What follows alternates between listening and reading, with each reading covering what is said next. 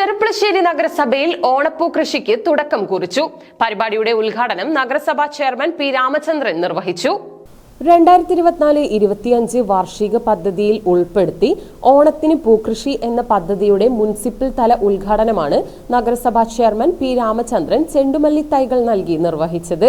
2 ലക്ഷം രൂപ ചിലവിട്ട് നടത്തുന്ന ഈ പദ്ധതിയിൽ തൈകൾ പൂർണ്ണമായും സൗജന്യമായാണ് നൽകുന്നത്. കൂടാതെ ജൈവവളം സബ്സിഡിയായി നൽകുന്നുണ്ട്. ഓണത്തിന് പൂക്കൃഷി എന്ന പദ്ധതിയുടെ ഭാഗമായിട്ടാണ് ഇന്ന് കുടുംബശ്രീ യൂണിറ്റുകൾക്ക് ചെണ്ടുമല്ലി തൈ വിതരണം ചെയ്യുന്നത്.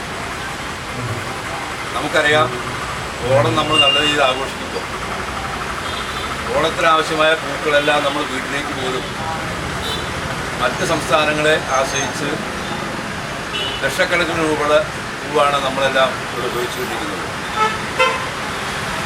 ഓരോ പൂക്കള മത്സരമായാലും കുടുംബശ്രീ ആയാലും വിവിധ പൂക്കള മത്സരങ്ങൾക്കൊക്കെ തന്നെ ഓരോരുത്തരും 10,000-കണക്കിന് രൂപയുടെ പൂവ് വില കൊടുത്ത് വാങ്ങിയാണ് ഇവിടെ ഉപയോഗിക്കുന്നത് എന്നുള്ളത് തന്നെ നമുക്ക് ആ വിപണിയിൽ ഇടപെടാൻ എങ്ങനെ കഴിയും എന്നതിൻ്റെ അടിസ്ഥാനത്തിലാണ് നമ്മുടെ കുടുംബശ്രീ അംഗങ്ങളെ ഉപയോഗിച്ചുകൊണ്ട് നമുക്ക് ആവശ്യമുള്ള പൂവിൻ്റെ ഒരു ഭാഗമെങ്കിലും നമ്മൾ ഉൽപ്പാദിപ്പിക്കുക എന്ന ലക്ഷ്യം വെച്ച് ഈ പദ്ധതി ആവിഷ്കരിച്ചിട്ടുള്ളത്.